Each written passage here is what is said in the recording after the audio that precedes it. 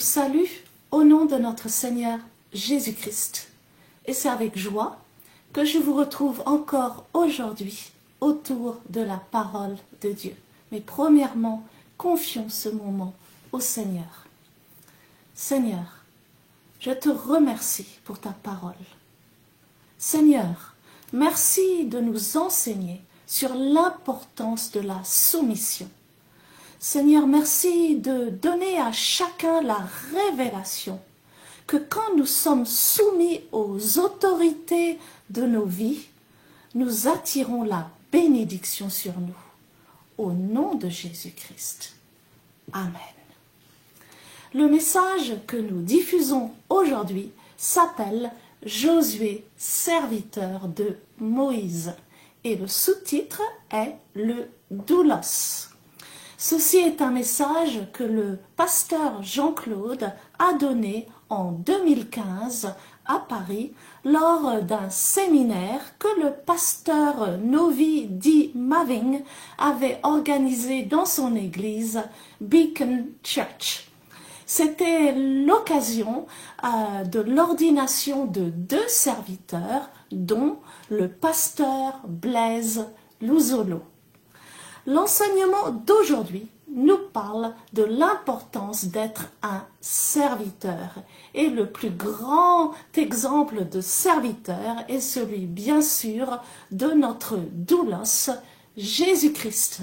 Doulos, en grec, veut dire serviteur et implique le statut d'esclave. Il est dit sur notre doulos Jésus-Christ dans Philippiens 2 à son verset 6, lequel, existant en forme de Dieu, n'a point regardé comme une proie à arracher d'être égal avec Dieu, mais s'est dépouillé lui-même en prenant une forme de serviteur, en devenant semblable aux hommes. Et ayant paru comme un simple homme, il s'est humilié lui-même, se rendant obéissant jusqu'à la mort, même jusqu'à la mort de la croix.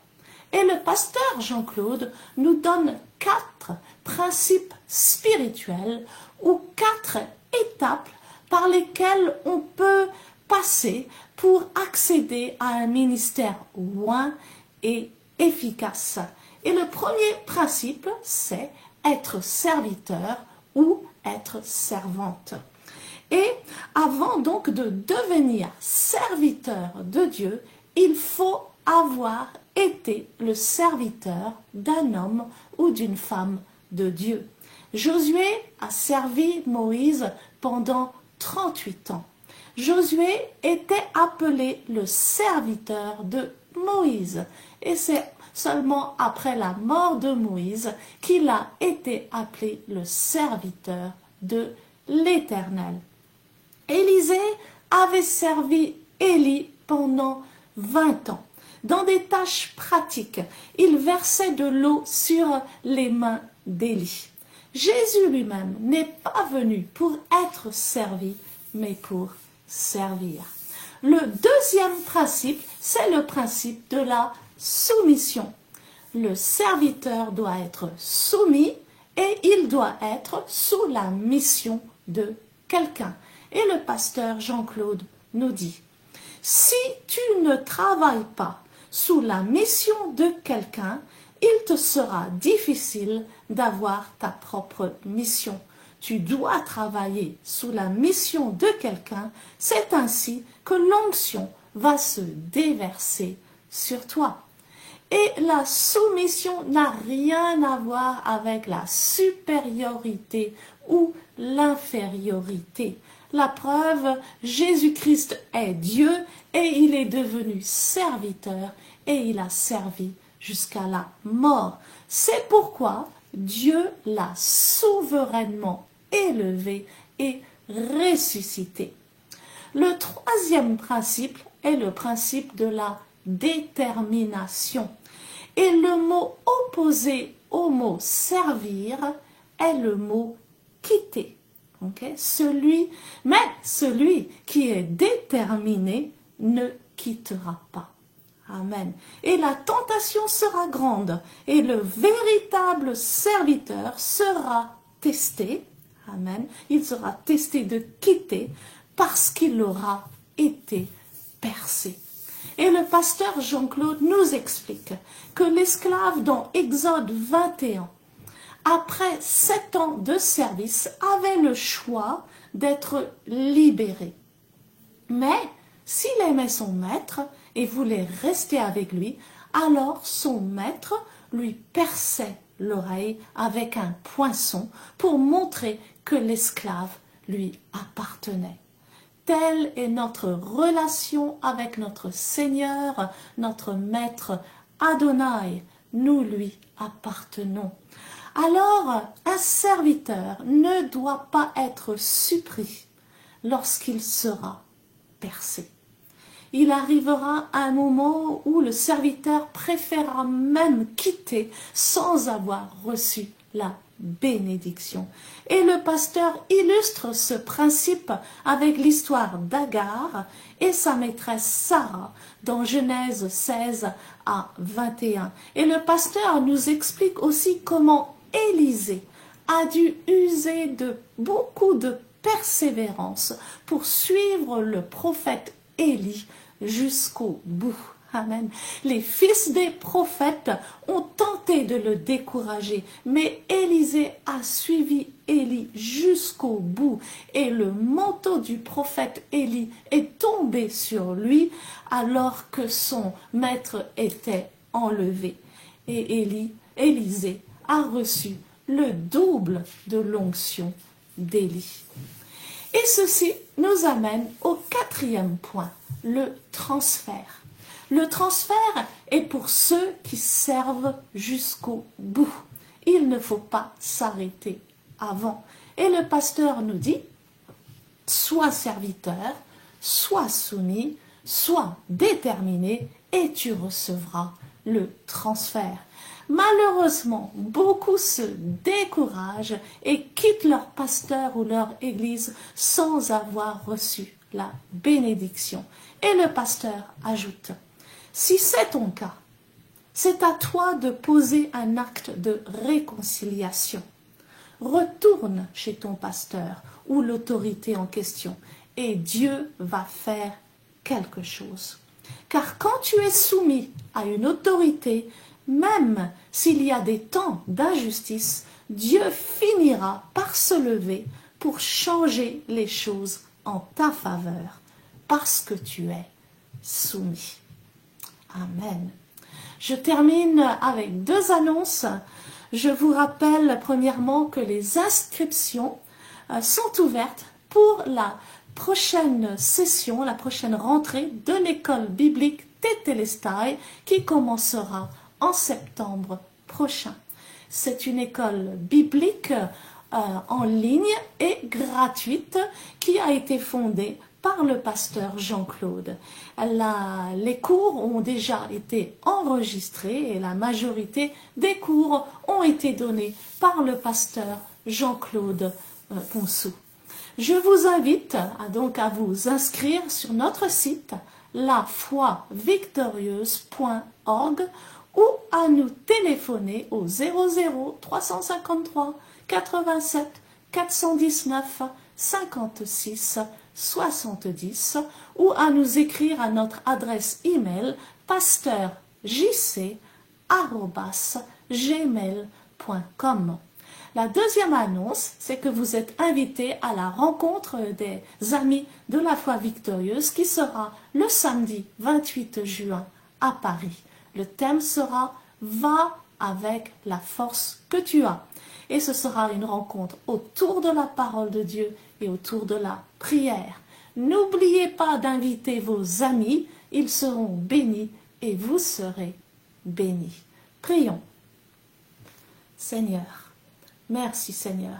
Alors que nous écoutons l'enseignement d'aujourd'hui, Seigneur, donne-nous la révélation de l'importance de la soumission à toutes les autorités dans nos vies. Aide-nous, Seigneur, dans tout ce que nous faisons, à le faire de bon cœur, comme pour le Seigneur et non pour les hommes. Et révèle-nous, Seigneur, l'importance de la détermination pour que nous n'abandonnions pas et que nous recevions la bénédiction que tu nous as promise. Au nom de Jésus-Christ. Amen. Que le Seigneur vous bénisse abondamment. Alléluia. Donc j'aimerais accueillir ce grand ami, ce grand orateur, ce grand homme de Dieu qui va nous bénir de la part du Seigneur. Alléluia.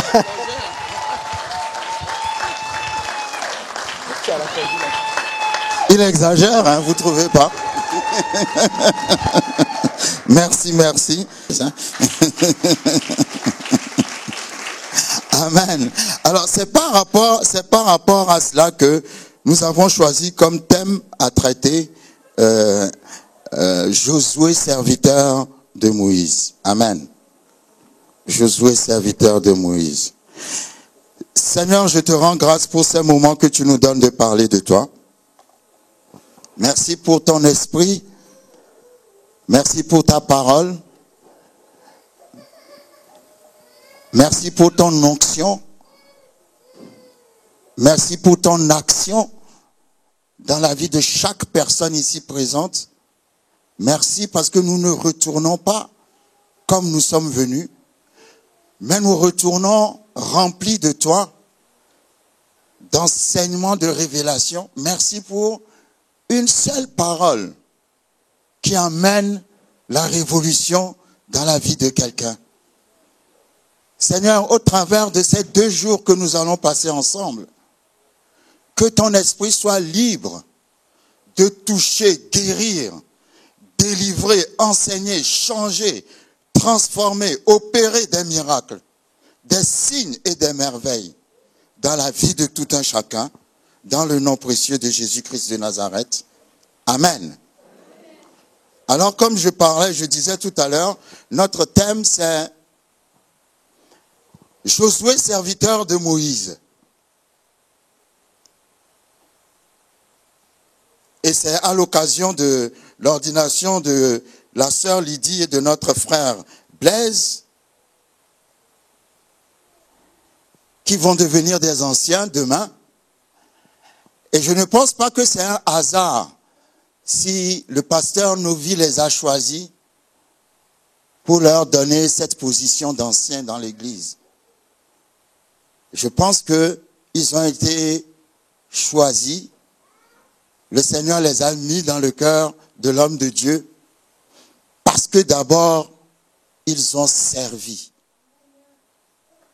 C'est pour ça que le thème de notre rencontre est Josué, serviteur de Moïse. Ou comme sous-thème, le doulos. C'est quoi le doulos? Le mot doulos en grec, c'est le mot qui désigne le mot serviteur. Je voudrais parler du serviteur. L'importance d'être un serviteur. Amen. Si vous n'êtes pas serviteur, vous êtes obligé d'être un serviteur pour recevoir de Dieu. Parce que la Bible dit de Jésus dans Philippiens chapitre 2, qu'il n'a point regardé son égalité avec Dieu, mais il s'est humilié pour devenir un doulos, c'est-à-dire un serviteur. Et le mot doulos en grec, pour serviteur, est un mot qui implique le mot esclave.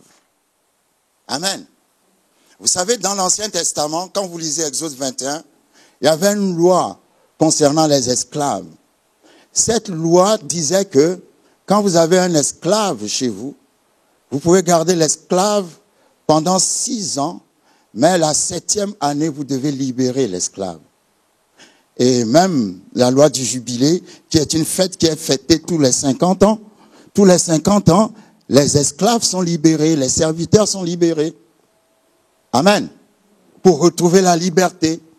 Mais la loi dit, quand on lit Exode 21, que si tu es esclave ou serviteur, les 2 mots sont les mêmes. Amen. Esclave ou serviteur de quelqu'un, et que pendant l'année de la libération, tu n'as pas envie d'être libéré, parce que tu peux ne pas avoir envie d'être libéré. Pourquoi? Parce que tu aimes ton maître. Amen. et tu dis non, moi je ne veux pas être libéré parce que j'aime le pasteur Novi, je veux continuer à travailler sous lui. Amen. Alors, la loi dit, on doit te percer l'oreille. Je ne sais pas si c'est de là que viennent les histoires de percer les oreilles.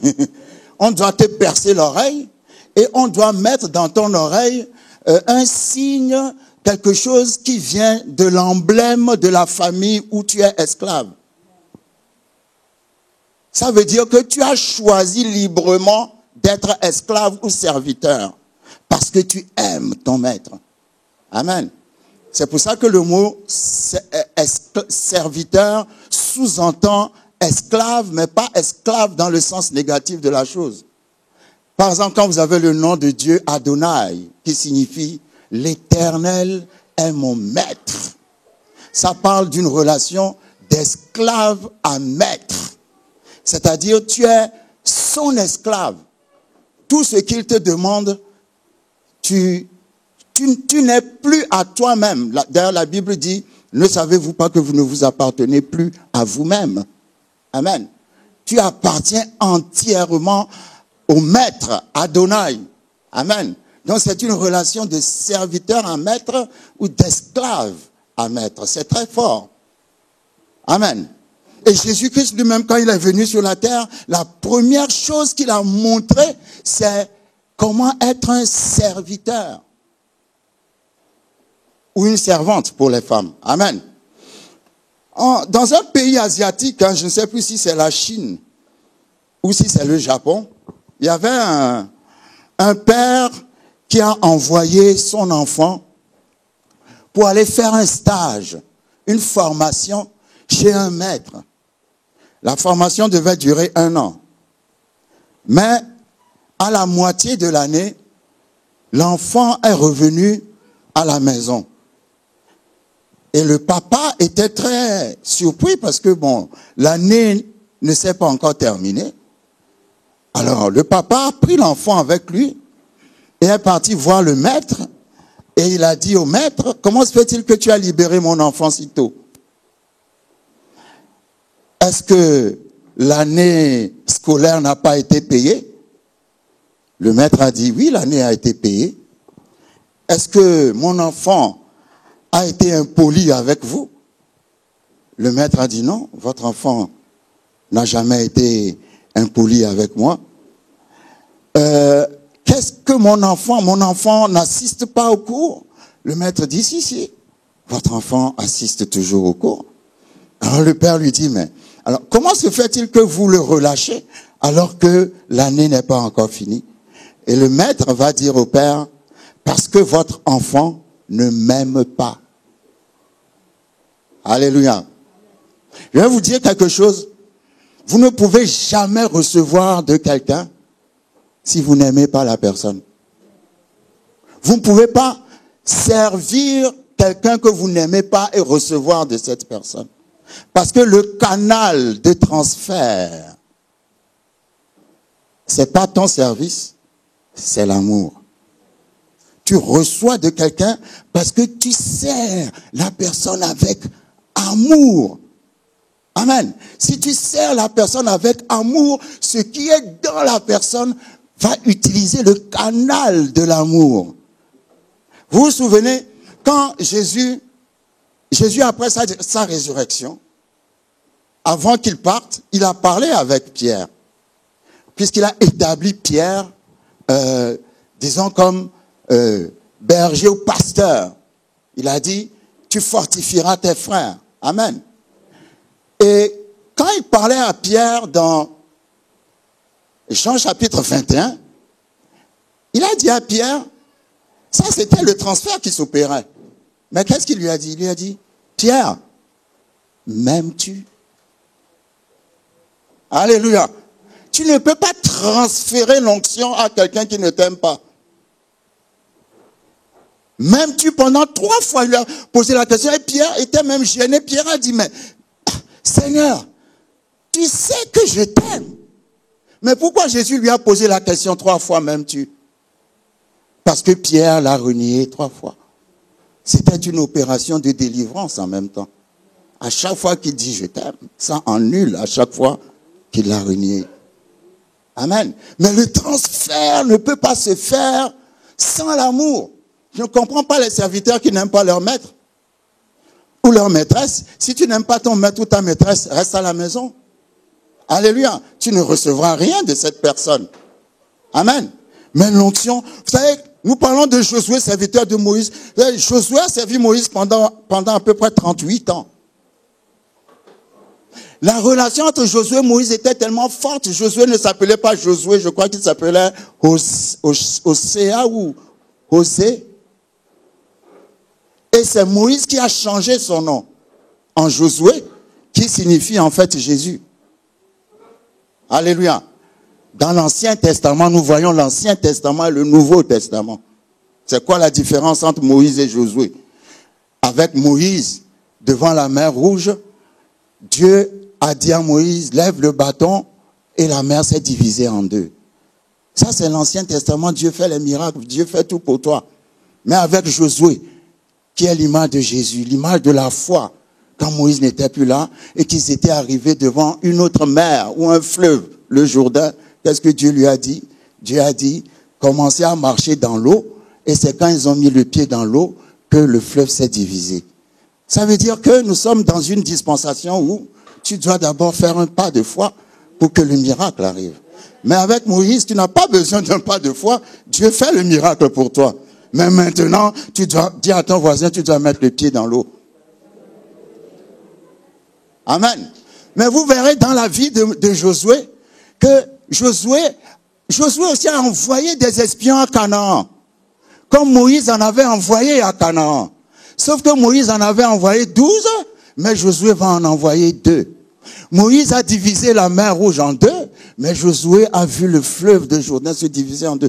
Vous voyez toujours le Père dans le Fils, mais corrigé. Pourquoi? Parce que le Fils a hérité, a su tirer du bien de l'expérience du Père. Josué a compris que quand on est 12, il n'y a pas d'accord. Donc lui n'a pas envoyé 12 espions, il en a envoyé 2. Alléluia. Donc pendant que vous êtes avec le pasteur Novi, c'est une façon pour vous aussi d'apprendre pour plus tard. Alléluia. Quand vous servez quelqu'un, ça vous épargne certains problèmes. Parce que vous bénéficiez de son expérience. Et vous n'avez plus à passer par la même chose. Alléluia. Les mêmes expériences négatives. Amen. Donc, Josué a servi Moïse pendant 38 ans. Et c'est très important de servir. Vous savez, quand vous lisez Hébreux chapitre 7, Hébreux chapitre 7 parle de Melchisédek, qui n'a ni père, ni mère, ni commencement, ni fin. Alléluia. Il y a des ministères qui sont comme Melchisédek. Ils apparaissent comme ça. On ne sait pas d'où ils sont sortis. On ne sait pas qui ils ont servi. Est-ce que vous me suivez? Non, ton ministère ne doit pas être Melchisédek. Toi, tu dois avoir un père ou une mère spirituelle. Vous savez, quand Jésus est venu dans Jean chapitre 16, il a dit, je suis sorti du Père. Demande à ton voisin, tu sors d'où? Parce qu'aujourd'hui, les ministères, il y a certaines choses, comment dire, je ne peux pas dire, je ne vais pas utiliser le mot tradition, mais il y a certains principes qui ne sont plus respectés maintenant. Est-ce que vous me suivez? Tu dois avoir un père. Tu dois être sorti de quelque part. Tu ne dois pas être Melchisédek sans père, ni mère, ni commencement, ni fin. Alléluia. Quand on veut avoir un ministère efficace, le ministère efficace signifie que tu as grandi sous quelqu'un et tu es sorti de quelque part. Jésus, le Fils de Dieu, a dit, je suis sorti du Père. Je suis venu dans le monde. Et maintenant, je repars du monde et je retourne au Père. Dans Jean chapitre 16, verset 28. Ça veut dire on doit savoir d'où tu es sorti. Quand le frère Blaise ou la sœur Lydie iront prêcher quelque part, on va dire, ah, ils sont sortis de Beacon Church. Alléluia. C'est pas, tiens, d'où ils sortent, est-ce que vous le connaissez? Bon, il nous faut son témoignage, hein, qui connaît ce frère là? Non, automatiquement, on sait que tu as un ADN. Amen. On sait que tu es sorti de quelque part, ça apporte la crédibilité à ton ministère. Est-ce que vous me suivez? 4, vous avez l'air très calme, hein? Vous me suivez quand même? Ce sont des principes incontournables. Tu ne peux pas dire je suis pasteur sans avoir de père. Tu ne peux pas dire j'exerce le ministère sans avoir de père. Tu es supposé être sorti de quelque part. Si on ne sait pas d'où tu es sorti, donc tu es suspect. Tu dois avoir un père, tu dois avoir une mère. C'est très important. On ne se lève pas comme ça et puis commencer à ouvrir un ministère. Non. Jésus a dit, je suis sorti du Père. Est-ce que vous me suivez? Il y a un témoin, un témoignage qui me suit. Amen. 4 principes spirituels pour un ministère oint et efficace. Vous savez, en première position, premier principe, être un serviteur ou une servante. Quand le livre de Josué parle de Josué, le livre dit Josué, serviteur de Moïse. La Bible aurait pu dire Josué, serviteur de Dieu. Amen. Mais la Bible n'a pas dit Josué, serviteur de Dieu. La Bible a dit Josué, serviteur de Moïse. Pourquoi? Premier principe. Avant d'être un serviteur de Dieu, il faut avoir été le serviteur d'un homme de Dieu. Non, quelqu'un n'a pas compris. Avant de dire tu es serviteur de Dieu, ça suppose que tu as déjà servi un homme de Dieu ou une femme de Dieu. C'est pour ça que la Bible n'a pas appelé Josué serviteur de Dieu. Il a appelé Josué serviteur de Moïse pour montrer que Josué sortit de Moïse. Et qu'avant de devenir serviteur de Dieu, il faut avoir servi un homme de Dieu. C'est pour ça que je ne comprends pas les gens qui passent leur temps à critiquer les hommes et les femmes de Dieu et puis après eux-mêmes ils vont ouvrir un ministère. Alléluia. Tu n'es pas capable de respecter l'homme ou la femme de Dieu, toi-même tu t'établis homme ou femme de Dieu. Ton ministère ne va jamais prospérer. Je vais vous dire quelque chose que auquel les gens ne pensent pas. La puissance de l'autorité. Alléluia.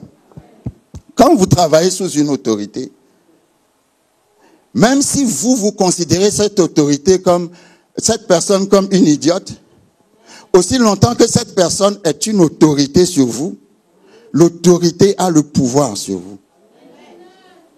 Il y a une différence entre autorité et pouvoir. L'autorité a le pouvoir sur vous, c'est-à-dire la personne sous qui vous êtes, quand il va parler sur votre vie, ce qu'il va parler, ça va arriver. Ça, c'est des choses que les gens ne savent pas. Et certainement demain, nous aurons le temps de passer rapidement dans un texte pour vous montrer l'importance de respecter la hiérarchie. Qui parle d'autorité, parle de hiérarchie. La Trinité elle-même existe en hiérarchie. Numéro 1, le Père. Numéro 2, le Fils. Numéro 3, le Saint-Esprit. Et le Saint-Esprit est soumis au Fils, et le Fils est soumis au Père. Et le Père et le Fils et le Saint-Esprit sont égales entre elles-mêmes en tant que personnes. Ça veut dire que le fait d'être soumis ne fait pas de toi quelqu'un d'inférieur. Quelqu'un ne me comprend pas. Parce que le Saint-Esprit est soumis au Fils, mais le Saint-Esprit n'est pas inférieur au Fils. Le Fils est soumis au Père, mais le Fils n'est pas inférieur au Père. Parce que le Père et le Fils et le Saint-Esprit sont égaux entre eux. Jésus n'a pas regardé son égalité avec Dieu. Ça veut dire qu'il était Dieu. Mais il a choisi de devenir un serviteur. Ça veut dire tout en étant serviteur, ça ne l'empêchait pas d'être toujours Dieu. Non, c'est pas parce que tu vas choisir de te soumettre à une autorité que ça te diminue. Non. Le principe de la soumission n'a rien à voir avec la supériorité et l'infériorité. Parce que le principe de la soumission est valable à condition que la personne à qui tu es soumise est égale à toi. C'est pour ça que la Bible dit, Jésus n'a pas considéré son égalité avec Dieu avant de devenir serviteur. Ça veut dire que c'est pas un rapport de supérieur à inférieur. Mais il a choisi délibérément d'être l'esclave ou le serviteur du Père parce qu'il aime le Père. Est-ce que quelqu'un me suit? Donc, c'est très important, premier principe, d'être serviteur d'un homme de Dieu. Quand nous lisons 2 Rois ou d'une femme de Dieu, 2 Rois chapitre 3 son verset 11, dans ce passage, nous allons voir quelque chose de très intéressant.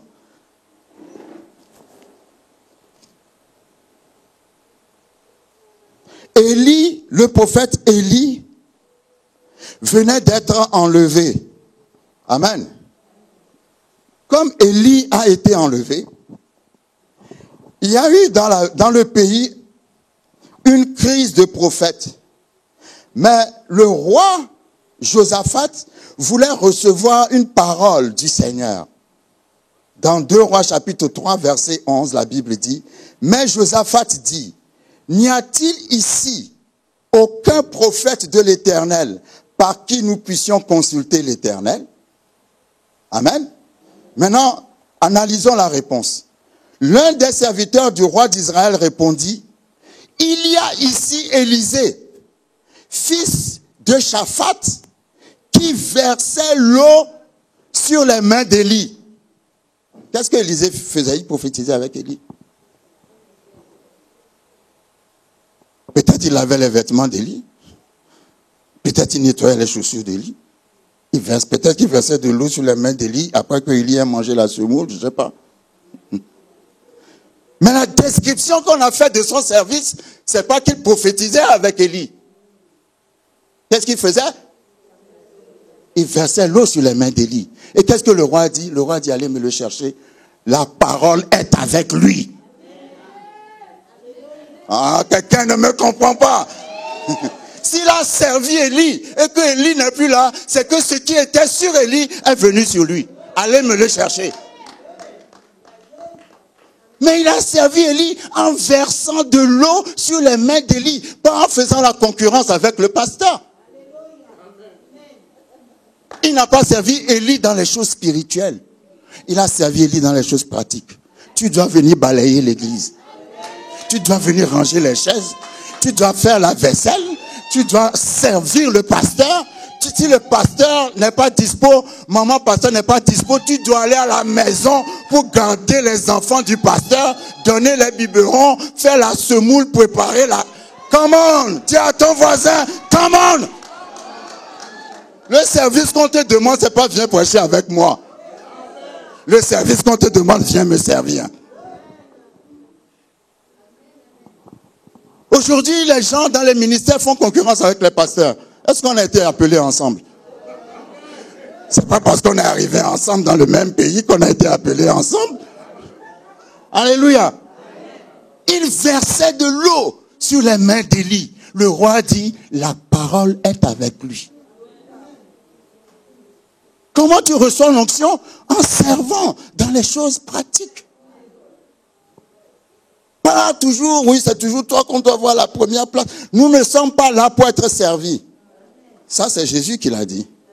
Le Fils de l'homme n'est pas venu pour être servi, mais pour servir. Donc, toi, ta mentalité, quand tu viens à l'église, dans la maison de Dieu, tu viens dans la maison de Dieu pour servir. Amen. C'est très important, parce que si tu ne sers pas, tu ne peux pas recevoir. Élisée a servi Élie pendant pratiquement 20 ans. Alléluia. Et comme je disais la dernière fois, Dieu n'appelle pas les gens qui ne font rien. Parce que la Bible dit, Élisée était en train de labourer son champ. Et Élie a jeté son manteau, qui est l'image de l'esprit de l'onction sur lui. Et il a laissé son travail, il a suivi Élie. Il était en train de labourer son champ. David était en train de garder les brebis de son père dans les montagnes quand Samuel est arrivé dans la maison. On a fait passer tous ses grands frères. Et Samuel a dit, n'as-tu pas un autre fils? Parce que les autres sont à la maison, ils ne foutaient rien. Mais il est venu pour oindre celui qui fait... Oh, come on! Dieu n'est pas là pour oindre les paresseux. Tu veux être oint, il faut labourer ton champ. Il faut faire quelque chose. Dieu appelle toujours les gens qui font quelque chose. Comment il a appelé Moïse? Moïse était en train de garder et d'emmener les brebis de son beau-père au pâturage.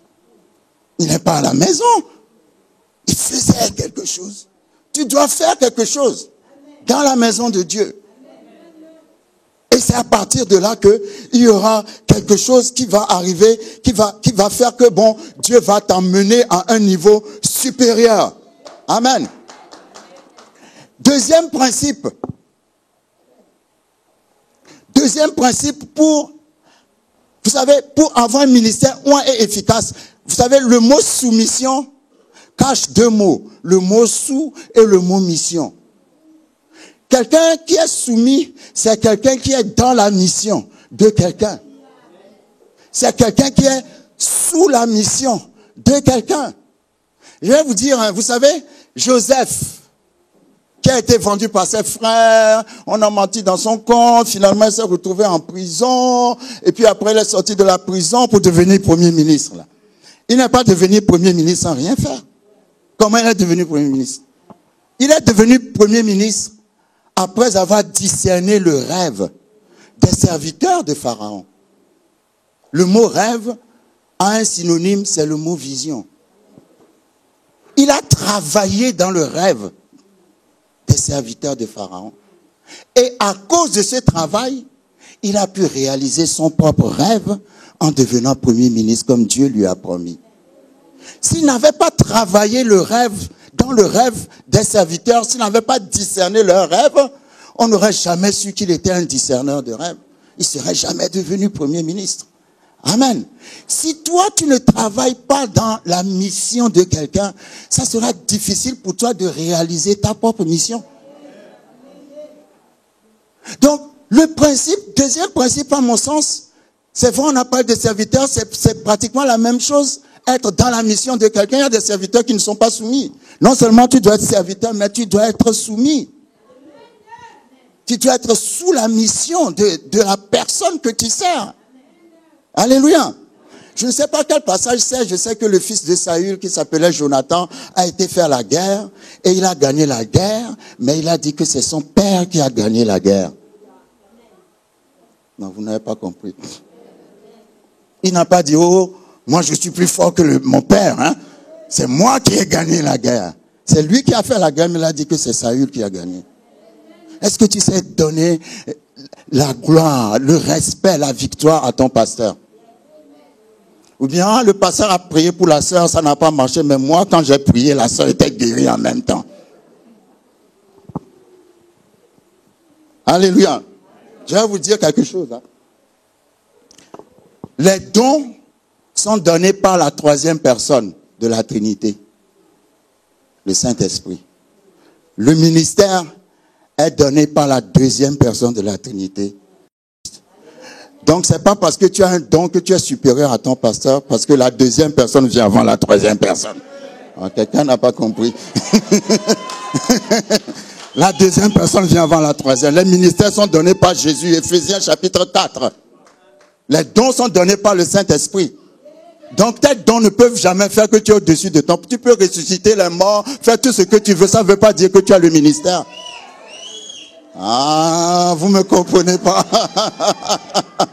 Il y a des gens, quand ils prient pour quelqu'un, puis la personne avait mal à la tête et elle guérit, s'en va ouvrir une église. Ça, c'est le don. C'est pas le ministère. Et c'est pas parce que tu as un don de guérison que ton pasteur n'a pas, que tu es supérieur à ton pasteur, non. Lui, il est dans le ministère de la deuxième personne. Toi, tu es avec la troisième personne. Dis à ton voisin, reste tranquille.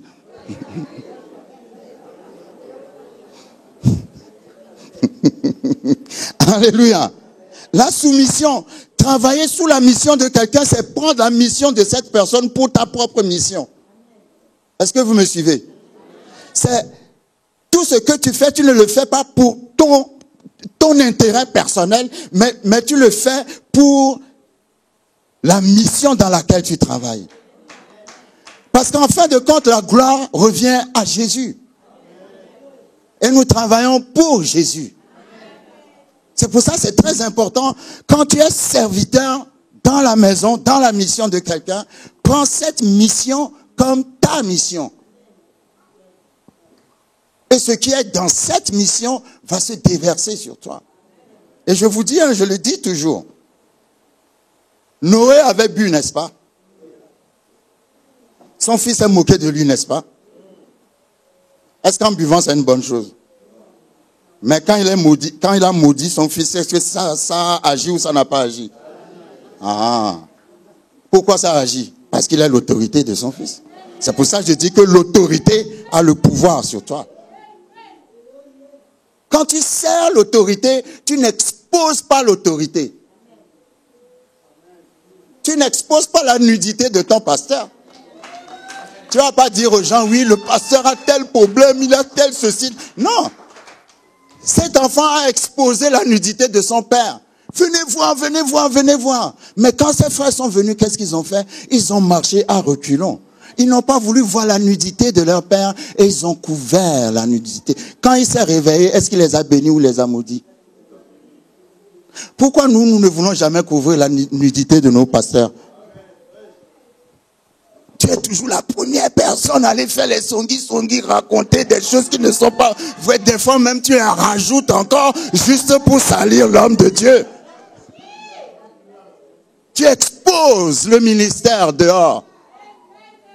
Et ce qui est bizarre, quand les gens viennent dans l'église, tu chasses les gens. Pendant ce temps, toi-même, tu es toujours dans l'église. Pasteur,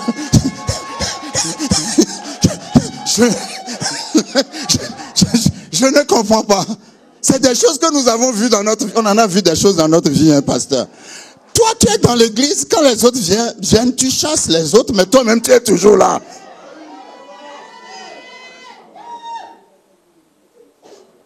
Tu exposes la nudité de ton pasteur. Dieu va t'exposer aussi. Alléluia. Ce sont des principes très importants. Quand tu es dans la mission de quelqu'un, tu fais de cette mission ta mission. Tu fais de cette mission ta mission et tu vas voir que Dieu va déverser ce qui est dans ce ministère dans ta vie. Alléluia. Premier principe, être serviteur ou servante. Dans les choses pratiques, pas spirituelles. Tu n'es pas plus spirituel que le pasteur, c'est pour ça que tu es sous lui. Donc tais-toi et écoute ce qu'il te dit. Amen. Il y a des gens, quand ils viennent dans l'église parfois, ils sont tellement plus intelligents que le pasteur que je me demande pourquoi ils ne vont pas ouvrir eux-mêmes leur église. Ça c'est bizarre. Ils veulent donner tous les conseils pendant... Toi, tu diriges une église de 20 personnes. Lui, ne peut pas avoir une cellule de 3 personnes. Mais il va te donner des conseils. Moi, je ne donnerai pas de conseils à quelqu'un qui a une église de 1000 personnes pendant que moi, j'en ai 50. Non, soyons sérieux. Alléluia. Qui est prêt à aller écouter les conseils d'un pauvre? La Bible dit que les conseils du pauvre sont méprisés. Parce qu'il va te donner les conseils pour que tu deviennes comme lui, en fait. Arrêtez de critiquer les gens qui font des choses que vous ne pouvez pas faire. Moi, je ne peux pas critiquer quelqu'un qui fait des choses que je ne peux pas faire. Et je n'ai rien à apprendre à cette personne, mais au contraire, je dois recevoir de cette personne. Parce qu'il fait des choses que tu ne peux pas faire. Donc, il a quelque chose de plus que toi. Deuxième principe, la soumission. Troisième principe, la détermination. Je disais à Florence la dernière fois, est-ce que tu sais quand on sert, est-ce que tu sais le mot servir a un autre mot qui s'oppose au mot servir? Tu sais quel est ce mot? C'est le mot quitter. Quand tu sers, il y aura un temps où tu auras envie de quitter. C'est bizarre comme les gens me comprennent vite là-dessus. Donc ça vous est déjà arrivé alors. Quand tu sers, l'ennemi fera toujours tout pour que tu quittes. Mais vous savez, il y a une révélation en Exode 21, j'ai dit que celui qui a c'est pas moi. La Bible dit que celui qui a choisi d'être volontairement serviteur ou esclave d'un maître, on lui perce l'oreille. Ça veut dire que, en tant que serviteur, un moment viendra, tu seras percé.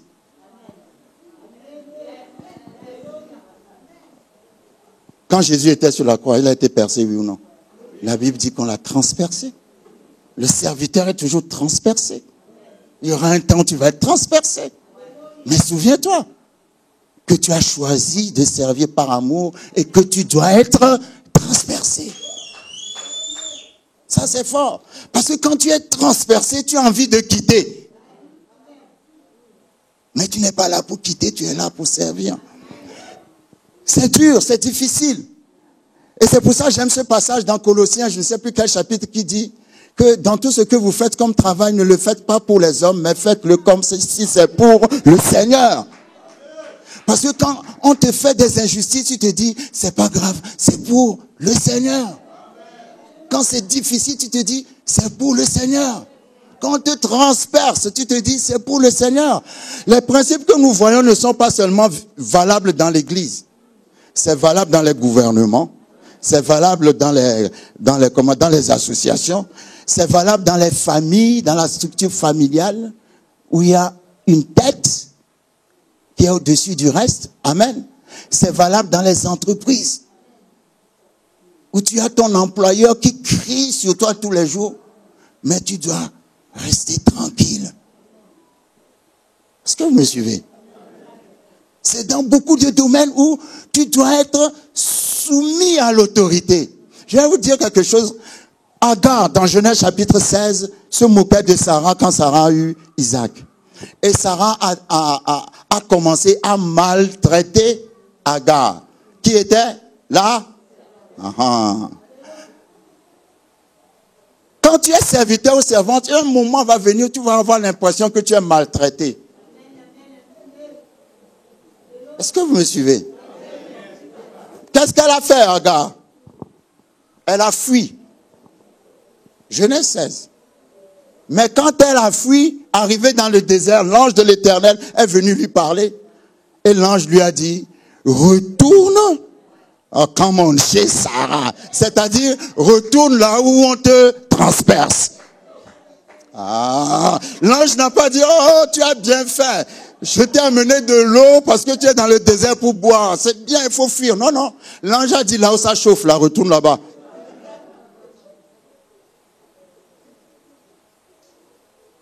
Donc, parfois, Dieu va te mettre dans des situations, tu vas être transpercé, mais ça fait partie du principe. Jésus a été transpercé à la croix, mais après, il a ressuscité. Tu ne peux pas ressusciter sans avoir été transpercé. Il faut qu'on te transperce d'abord pour expérimenter la résurrection après.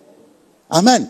Donc, nous allons voir pourquoi est-ce que l'ange lui a dit de retourner là où on la persécutait. Parce que c'était pas par hasard, c'est pour une raison. Amen. Donc, tu dois être déterminé. Tu es serviteur, tu es soumis et tu es déterminé. Parce que si tu n'es pas déterminé, les gens trouveront toutes les raisons pour te faire sortir de là où tu es en train de servir. Et si jamais tu sors de là où tu es en train de servir, eh bien, tu sors de ta bénédiction. Quand vous voyez la marche d'Élie et d'Élisée, dans 2 Rois chapitre 2, c'est un texte que j'aime beaucoup. Parce que dans ce texte, nous voyons ce que j'appelle la détermination. Parce que sans la détermination, tu ne peux rien faire. Mais tu as besoin de la détermination dans ce que tu fais. Vous savez, la détermination n'a pas de sens si tout va bien. Détermination signifie tout ne va pas bien, mais tu continues quand même. Sinon, ce n'est plus la détermination. Tout ne va pas bien, mais tu continues quand même. La Bible dit dans 2 Rois chapitre 2, lorsque l'Éternel fit monter Élie au ciel dans un tourbillon, Élie partait de Gilgal avec Élisée. Élie dit à Élisée, reste ici, je te prie, car l'Éternel m'envoie jusqu'à Bethel. Élisée répondit, l'Éternel est vivant et ton âme est vivante, je ne te quitterai point. Alléluia. Élisée ne s'est jamais séparé de son maître. Parce qu'il il ne veut rien rater de son maître. Le maître lui dit, reste ici, il dit, ton pied, mon pied. Alléluia. Tu dois avoir cette détermination parce que parfois, le maître peut te tester. Juste pour savoir jusqu'où tu peux aller. Amen. Élisée a dit, je ne te laisserai point. La Bible dit, il est passé de Gilgal à Bethel. Et Élisée lui dit toujours, je ne te quitterai point. Verset 3. Les fils des prophètes qui étaient à Bethel sortirent vers Élisée et lui dirent, sais-tu que l'Éternel enlève aujourd'hui ton maître au-dessus de ta tête? Et écoutez la réponse d'Élisée, je le sais aussi, taisez-vous. Pendant la marche d'Élisée avec Élie, il y avait toujours des gens qui disaient à Élisée, est-ce que tu sais que ton maître va être enlevé? Les fils des prophètes signifient étudiants de prophètes. C'est des prophètes en études, ils sont des étudiants. Amen. Donc ils avaient la révélation de ce qui allait se passer. Et ils voulaient faire comprendre à Élie, comme ton maître va être enlevé, c'est pas la peine de le suivre. Suivez-moi bien. Parce que eux, ils sont restés fils de prophètes. Mais Élisée voulait devenir prophète. Ah, come on! Le fils de prophète n'est pas prophète. Pour que le fils de prophète devienne prophète, il faut que le fils de prophète suive le prophète jusqu'à la fin. Eux, ils n'ont pas suivi leur prophète. Parce qu'ils ont commencé à voir un peu, ils croient qu'ils sont arrivés. Et ils disaient à Élisée, mais pourquoi tu suis ce monsieur? Tu ne sais pas qu'on va l'enlever? Élisée a dit, taisez-vous. Tous les gens qui vous disent du mal du ministère, de l'église, de votre pasteur, de votre travail, dites-leur. Taisez-vous. Ils sont partis de Gilgal. Gilgal, ça signifie cercle. C'est le lieu de l'alliance. Gilgal, c'est quand Josué allait emmener le peuple dans la terre promise, c'est à ce niveau-là qu'il a circoncis le peuple. C'est l'image de la circoncision ou de la nouvelle naissance. Amen. De Gilgal, ils sont arrivés à Bethel, qui signifie la maison de Dieu. Alléluia. De Bethel, ils vont arriver à un endroit appelé Jéricho, qui signifie lieu parfumé. Dans la maison de Dieu, nos prières montent comme un parfum. C'est déjà le niveau de l'adoration. De Jéricho, ils vont arriver au Jourdain, qui signifie là où le fleuve coule à flot, là où l'onction coule à flot. Amen. Et c'est là où Élie va être enlevé. Il y a des étapes. Il y a Gilgal. Après Gilgal, il y a Bethel. Après Bethel, il y a Jéricho. Après Jéricho, il y a le Jourdain. Toi, tu t'es arrêté à Jéricho, tu viens fatiguer les gens. Alléluia. Élisée a dit, taisez-vous, il y a un principe, il y a un circuit à suivre. Je n'ai pas encore terminé mon circuit. Je vais arriver là où l'onction coule à flot. Je vais arriver au Jourdain. Ne m'abandonnez pas à Gilgal. Je ne vais pas rester à Bethel. Je ne vais pas rester à Jéricho. Je vais aller là où ça coule. Ah! Vous êtes fils de prophète, c'est bien pour vous. Moi, je veux passer de fils à prophète. Donc, il faut être déterminé. Les gens, même tes propres parents vont te dire, tu perds ton temps, mange ton argent dans cette église, tu es bête, tu es ceci. Il faut dire, taisez-vous. Arrivé au Jourdain, Élie lui a demandé, que veux-tu? Il a dit, je veux le double. Élie lui a dit, ce que tu demandes est difficile. Mais, si tu me vois pendant que je vais être enlevé, c'est pas n'importe qui peut voir Élie être enlevé. Si tu vois Élie être enlevé, c'est que tes yeux spirituels se sont ouverts. Ah, come on! C'est que tu es arrivé au niveau de prophète. Donc tu peux voir dans l'invisible ce qui se passe dans le monde de l'esprit. Ah, come on. Et quand ils sont arrivés au niveau du Jourdain, la Bible dit Élie a divisé le Jourdain. Ils sont passés de l'autre côté. Élie a été enlevé par des chevaux. C'est pour ça qu'il dit il y a des chevaux au ciel. Ouais, les chevaux ont emmené Élie au ciel, donc il y a des chevaux au ciel. Le ciel est un pays comme la terre où il y a plein de choses là-bas. Il y a des gens qui vivent là-bas, il y a des maisons là-bas, il y a aussi des animaux, des chevaux. Il y a des flammes de feu, puisqu'il est parti en flammes de feu, il y a des tourbillons de vent. Come on, c'est une réalité. Amen. Et quand il partait, Élisée a dit, mon père, parce qu'il a vu le manteau est tombé. Le manteau d'Élie est tombé sur Élisée. Il y a des gens qui travaillent sous des manteaux, mais ils ne reçoivent jamais le manteau. Si tu travailles sous un manteau, ça signifie que tu dois recevoir ce manteau. Tu ne peux pas travailler sous un manteau sans jamais recevoir le manteau. Alléluia. Donc quand Élie partait, le manteau d'Élie, c'est l'onction, c'est l'esprit. Vous savez, le Père fait que nous manifestons. Quel mot trouver? La Bible dit qu'il y a plusieurs dons et il y a diverses opérations. Les opérations viennent du Père. Vous allez voir que Élie utilisait son manteau, Moïse utilisait son bâton. C'est la même puissance, mais utilisée différemment. Avec Élie, c'est le manteau, avec Moïse, c'est le bâton, avec je ne sais plus qui. Bon, avec Samson, c'est les cheveux. C'est ça les opérations. C'est le Père qui donne les opérations. Alléluia. Et il a pris le manteau d'Élie. Maintenant, il s'est retrouvé devant le Jourdain. Comment il va passer de l'autre côté? Il a frappé avec le manteau. J'aime ça. Il a dit, où est le Dieu d'Élie? Où est le Dieu du pasteur Novi? Alléluia. La grâce qui est dans ce ministère va déverser aussi dans ton ministère. Quand il a frappé le Jourdain, avec le manteau d'Élie, le Jourdain s'est divisé en deux. Est-ce que vous me suivez? Alléluia. Donc, quand vous voyez le ministère d'Élisée, il a réalisé le double des miracles d'Élie.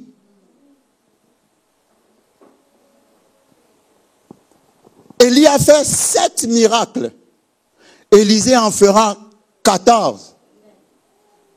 Et comme le diable est toujours après les ministères des gens, Élisée est mort au 13e miracle.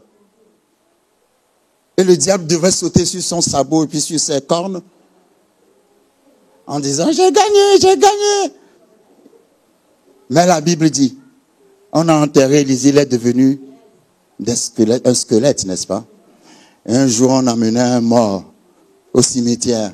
Et les gens qui l'emmenaient ont vu qu'il y avait une armée qui arrivait. Donc ils se sont dit, en tout cas, nous sommes désolés, cher cadavre, mais on doit se débarrasser de toi et changer de direction. Et c'est pour ça que c'est bien. Vous savez, pasteur, j'ai découvert une chose. C'est super d'être rejeté dans la vie.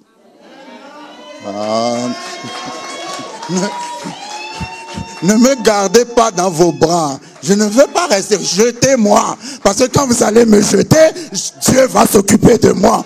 Vous m'aimez trop. Je ne veux pas que vous m'aimez trop. Je veux que Dieu m'aime. Donc jetez-moi quelque part pour que je puisse rencontrer la volonté de Dieu. Ils ont jeté le cadavre et le cadavre est parti tomber sur les ossements d'Élisée. Et dès que le cadavre a touché les ossements d'Élisée, le cadavre s'est réveillé et le mort est reparti.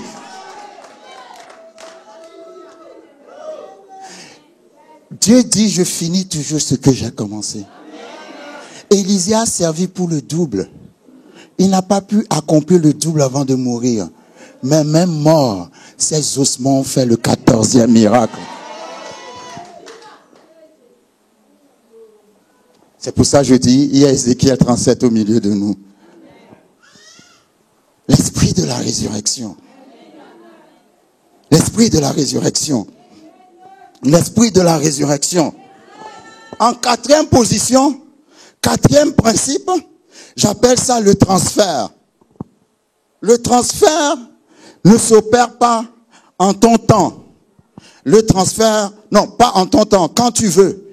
Le transfert s'opère quand Dieu ou l'homme de Dieu est convaincu que maintenant, tu es arrivé à maturité.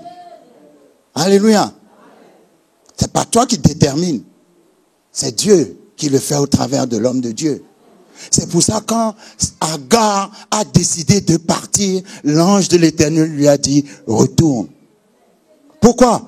Parce qu'elle partait sans la bénédiction. Ah, on dit des choses intéressantes aujourd'hui, mais je ne sais pas si vous me suivez. Parce qu'il y a plein de gens qui sont partis sans la bénédiction. Il y a plein de ministères qui sont ouverts sans l'accord ou le manteau d'Élie. Est-ce que quelqu'un me suit? Si vous êtes dans un cas comme ça, c'est pas grave, allez vous réconcilier avec votre père.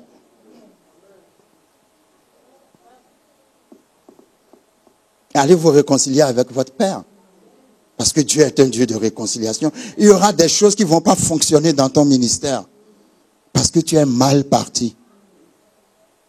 Ça peut bien marcher, les gens peuvent venir, mais ils reviennent, mais ils ne restent pas. Mais qu'est-ce qui se passe? Non, c'est parce que tu es mal parti. Tu es parti comme Agar dans Genèse 16. Non, il fallait attendre Genèse 21. Quand Abraham lui-même a libéré Agar. Il l'a libérée avec la bénédiction. Est-ce que vous me suivez? Quand elle est arrivée dans le désert, parce qu'elle est partie avec l'accord d'Abraham, Dieu a ouvert ses yeux. La Bible dit que l'enfant avait soif et elle a vu un puits dans le désert. Est-ce que vous me suivez? Tous les chemins qu'elle a pris, même s'il y a eu des complications, Dieu a intervenu. Parce qu'elle est partie avec la bénédiction. Toi, tu pars sans la bénédiction. C'est pour ça, sur ton chemin, il y a toujours des complications. Donc, si tu es dans un ministère rempli de complications, retourne auprès de papa. Retourne là où tu as commencé. Il y aura une onction de restauration. Dieu est un Dieu de restauration. Et c'est valable. La Bible dit, Éphésiens chapitre 6, enfants, obéissez à vos parents. Honore ton père et ta mère. C'est le premier commandement avec une promesse, afin que tu sois heureux et que tu vives longtemps sur la terre. Ça, c'est fort, ça. Obéis à tes parents. Honore ton père et ta mère. C'est pas seulement ton père et ta mère physique ou naturel. C'est aussi ton père et ta mère spirituel. Ton patron dans ton travail aussi est ton père et ta mère parce que c'est lui qui par lui que tu as la provision. Toute autorité sous qui tu es ton père et ta mère. Ah, vous ne me comprenez pas.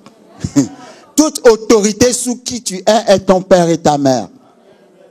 Honore l'autorité. Vous savez, quand vous lisez Éphésiens 6, d'abord ça dit obéissez, ensuite ça dit honorer. Obéissez, ça c'est pour les enfants. Et honorer, c'est quand tu as grandi. Quand tu as grandi, parfois, tu n'es pas obligé d'avoir les mêmes opinions que tes parents. Mais ça ne te donne pas le droit de leur manquer de respect. Tu dois les honorer. Même si vous n'avez pas les mêmes opinions. Parce que ce sont tes parents. Honorer veut dire savoir comment parler aux gens. Savoir comment traiter. Savoir les mettre, même si vous n'êtes pas en accord, tu les mets quand même dans une position de respect. Alléluia. Parce que s'ils parlent, ce qu'ils vont parler va agir. C'est un principe que Dieu a mis dans l'autorité, que l'autorité a le pouvoir sur toi. Toute autorité a le pouvoir sur toi. D'ailleurs, la Bible dit, toute autorité a été instituée par Dieu. C'est pour ça, celui qui est rebelle contre l'autorité attire sur lui la colère de Dieu. Est-ce que quelqu'un me suit?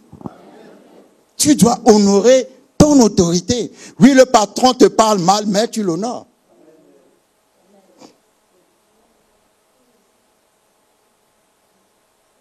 Oui, ton mari te traite mal, mais tu l'honores.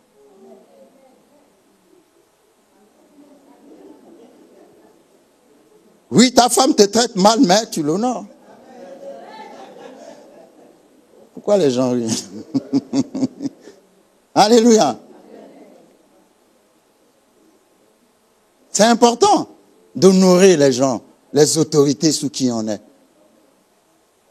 Est-ce que vous me suivez?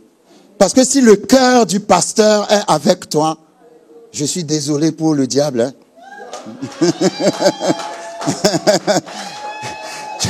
Demain, je vais vous montrer un passage. Vous savez, quand David était devenu roi, qui devait être le père spirituel de David? Qui devait apprendre à David les choses du royaume? C'était Saül. Mais Saül n'a jamais voulu être son père. Au contraire, Saül le poursuivait pour le tuer. Donc David a grandi sans connaître certains secrets. C'est étonnant que David ne savait pas qu'en transportant l'arche, ça doit être porté sur les épaules. C'est élémentaire, mais David ne le savait pas. Parce qu'il n'a pas grandi sous un papa. Il a appris sur le tas. Mais la personne qu'il considérait comme son papa, c'est celui qui l'a ordonné, le prophète Samuel. Et à chaque fois, il allait chez Samuel. Mais il y a un passage où Samuel était à Rama. Et Saül poursuivait David et il est parti. David est parti se réfugier chez Samuel. Et Saül a envoyé une troupe de soldats pour arrêter David. Mais quand il s'approchait de la maison de Samuel, il commençait à prophétiser. Oh, come on. Ça, c'est puissant. Vous savez, quand vous voyez ces principes-là, vous devez trouver un papa. Vous devez vous attacher à votre pasteur. Vous devez faire comme Élisée a dit à Élie. En tout cas, c'est ton pied, mon pied. Tu vas à Bethel, je suis là. Tu vas à Gilgal, je suis là. À Jéricho, je suis là. Au Jourdain, je suis là. Aussi longtemps que David était chez Samuel, Saül envoyait des militaires. À chaque fois qu'ils approchaient de la maison, ils commençaient à prophétiser. Finalement, Saül lui-même, il a dit, moi-même, je vais aller. La Bible dit que lui-même, quand il est arrivé, lui aussi, il a commencé.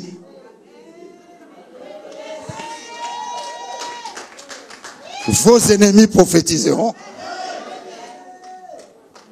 Prophétiser, je suppose, Saül disait, en tout cas, je voulais te tuer, mais dans le nom de Jésus, c'est toi qui seras le prochain roi. Je sais que la gloire de Dieu est sur toi. Je sais que c'est toi qui as été choisi. Je suis vraiment désolé, mais je lève ton nom.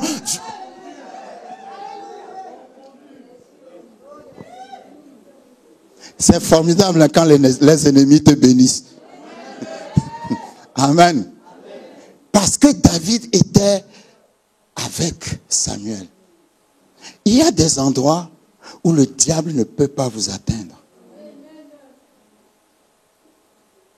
C'est pour ça que le diable sort les gens des églises pour les isoler à la maison, pour mieux les tabasser. Parce qu'ils savent que aussi longtemps que vous êtes dans l'église et que le manteau de l'homme de Dieu, l'onction, ne peut rien vous faire. Le diable est parti trouver Dieu. Il a dit à Dieu, est-ce que tu as vu Job? Comment il prospère sur la terre? Dieu lui dit, ben oui, je l'ai prospéré, il a tout ce qu'il faut, il a tout. Et le diable dit, oh, laisse-moi, je vais le tester, tu vas voir qu'il va te relâcher. Dieu dit, vas-y. Et il a dit à Dieu, oui, mais tu as mis autour de lui une haie. Ah, j'aime ça.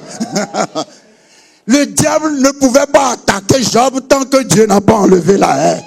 Ah, je suis venu dire à quelqu'un, il y a une haie autour de ta vie. Il y a certaines choses que le diable ne te fera pas aussi longtemps que tu es dans l'église locale. Moi, je prêcherai toujours aux gens d'aller à l'église. Parce que le diable t'isole à la maison pour bien te frapper, bien te fusiller, bien te cribler. C'est pour ça qu'il veut que tu restes à la maison. Mais si tu es dans une église, tu es au milieu de la haie. Lui-même, il a dit à Dieu, mais tu as mis une haie autour de lui. N'est-ce pas? Il dit qu'il est fort. Pourquoi il n'enlève pas la haie lui-même? Il ne peut pas dire à ton voisin, il ne peut pas. N'aie pas peur de cette situation, il y a une haie autour de toi.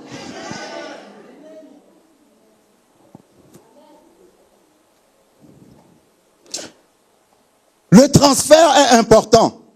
C'est pour ça que, pour que tu arrives à ton Jourdain, là où l'eau coule à flot, tu as besoin d'être serviteur soumis, déterminé. Serviteur soumis, déterminé. Et ça va t'amener au Jourdain, là où le manteau va tomber sur toi. Mais aussi longtemps que tu ne seras pas déterminé, tu resteras fils de prophète. Tu ne seras jamais prophète. Mais Dieu ne veut pas que tu sois fils de prophète. Il veut que tu sois prophète. Il ne veut pas que tu sois fille de prophète. Il veut que tu sois prophète. Nous parlerons de Luc chapitre 7 demain pour parler de la hiérarchie. Dieu est un Dieu de hiérarchie. Tu dois respecter la hiérarchie. Si le pasteur dit à Mi-José, c'est quoi ton travail dans la maison? Responsable du protocole? Évangéliste? Ancienne aussi. Si le pasteur donne un travail à Mi-José, que Mi-José vient te demander de l'aider et que tu refuses, toi tu crois que tu désobéis à Mi-José, mais c'est faux. Tu désobéis au pasteur et en désobéissant au pasteur, tu désobéis à Dieu. Il y a toujours un ordre. C'est pour ça que Dieu lui-même s'est posé en ordre de Trinité. Le Père ne fait pas ce que fait le Fils. C'est pas le Père qui a été sur la croix, c'est le Fils qui a été sur la croix. Chacun a son travail, mais ils sont tous pareils. Amen. C'est très important. La Bible dit dans Luc 7, je vais conclure, on va développer Luc 7 demain. Un centenier avait un serviteur auquel il était très attaché et qui était malade jusqu'à la mort. Point. Oh, j'aime ça. Non, si je rentre dedans, on ne va pas finir aujourd'hui. Donc, je vais laisser l'eau dans la bouche des gens, n'est-ce pas? Un centenier, alléluia, avait un serviteur auquel il était très attaché et qui était malade jusqu'à la mort. Vous pouvez être guéri à cause de votre soumission. Certaines personnes sont maudites à cause de leur insoumission. Certaines personnes sont malades à cause de leur insoumission. Mais la Bible dit, il y avait un centenier qui avait un serviteur auquel il était très attaché. Et ce serviteur était malade jusqu'à la mort. Le mot le plus important dans ce verset, c'est très attaché. Je suis sûr que vous étiez pas à me dire un autre mot. Non, c'est pas un autre mot. Le miracle est venu parce que le centenier était très attaché à ce serviteur. Pourquoi il était très attaché à ce serviteur? Parce que ce serviteur l'aimait bien. Ce serviteur le servait bien. Ce serviteur était dévoué à lui. Alors il lui était très attaché. Et quand le serviteur est tombé malade, il a dit en tout cas, pas de mon vivant. Oh, come on! Pasteur Novi, il y a des gens qui te servent, rien ne leur arrivera. Quand tu entendras seulement que l'ennemi les a attaqués, que tu vas te lever. Le centenier a dit pas de mon vivant. Parce qu'il lui était très attaché. Il devait avoir plusieurs serviteurs, mais celui-là était cher à son cœur. Parce que ce serviteur l'aimait. Ce serviteur le respectait. Ce serviteur l'honorait. Alors il va tout faire pour que son serviteur soit guéri. La puissance de la soumission et la puissance de l'amour. Est-ce qu'on peut se lever? Je vois que vous êtes restés sur votre faim, c'est ce que je voulais. Alléluia. Tous ces principes que nous avons vus, comme je dis, sont valables dans l'église, valables dans les entreprises, valables dans le gouvernement, valables dans la famille, valables partout où il y a autorité. Partout où il y a autorité, tu te soumets à l'autorité, tu auras ton miracle. Quand Sarah a dit à Abraham, chasse Agar et son fils, Abraham ne voulait pas. Mais parce que Sarah était soumise à Abraham, Dieu a parlé à Abraham. Dieu a dit, fais ce que ta femme te dit.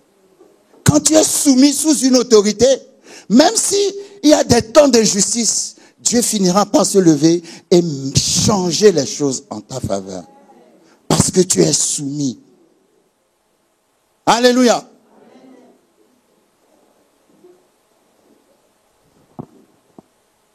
Je ne sais pas s'il y a parmi vous des gens, tu as été rebelle avec tes parents. Tu as créé l'amertume dans le cœur de tes parents. Tu as été rebelle avec ton pasteur.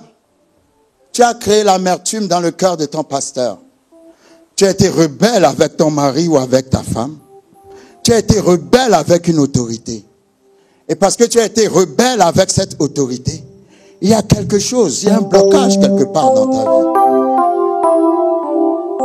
Il y a un blocage dans ta vie. Alléluia. Vous savez, il y a des situations, parfois on a l'impression que si on n'agit pas soi-même pour se faire justice, Dieu ne fera pas. Mais c'est faux. Dieu fait toujours justice. Et il le fait à un moment où vous ne vous y attendez pas. Mais il fait toujours justice. Pourquoi ne pas retourner auprès de cette personne avec qui tu as créé une relation de rébellion, contre qui tu as créé une relation de rébellion?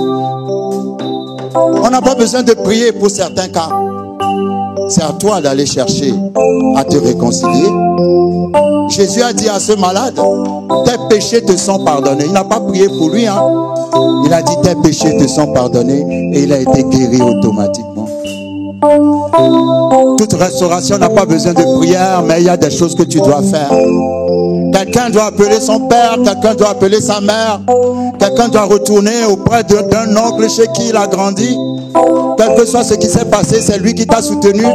Sinon, tu ne serais pas là où tu es. Quelqu'un doit retourner auprès de son pasteur pour recevoir la bénédiction. Alléluia. On n'a pas besoin de prier pour toi, mais c'est à toi de poser un acte de réconciliation. Et Dieu va faire quelque chose. Alléluia. Et Dieu va faire quelque chose. Sois serviteur, sois soumis, sois déterminé, et tu recevras le transfert. Alléluia. Déterminé, et tu recevras le transfert. Déterminé, et tu recevras le transfert. Alléluia. Seigneur, merci pour ta parole. Que cette parole soit la guérison dans la situation de quelqu'un. Que cette parole soit la clé qui va ouvrir cette porte qui a été fermée. Que cette parole soit la délivrance dans une situation qui est barricadée depuis des années. Maintenant, le Saint-Esprit t'a parlé.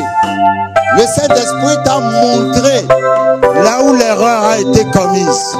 Alléluia. Retourne auprès de cette personne et va chercher la paix. Va chercher la réconciliation et tu verras que les montagnes vont s'aplanir d'elles-mêmes. Alléluia. Seigneur, je te rends grâce, tu es un Dieu fidèle.